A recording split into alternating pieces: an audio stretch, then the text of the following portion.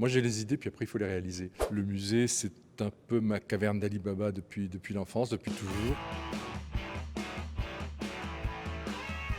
Je m'appelle Christian Lacroix, je suis designer et j'ai assuré la scénographie de cette exposition sur Fayet.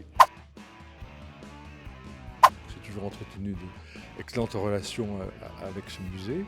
Et on a parlé de moi au département apparemment. Un jour, on me dit tiens, est-ce que vous accepteriez de mettre en scène cette exposition? J'ai été très heureux d'ailleurs de participer à la restauration. J'ai fait les deux grandes fresques sur verre. Il y avait plusieurs challenges, c'est-à-dire respecter le lieu en tant que tel. Il est assez parfait, je trouve. Il y a une harmonie formidable architecturale. Deuxièmement, il fallait montrer les œuvres, puisque c'est le but de cette exposition, faire connaître Fayet. Donc avoir des simèses faciles, comme une promenade, comme si on se baladait en Camargue et en Provence. Troisième challenge, on est dans le musée Arlatin et c'est bien que les gens qui viennent voir les dessins voient aussi une partie des trésors qui sont conservés ici depuis 1909.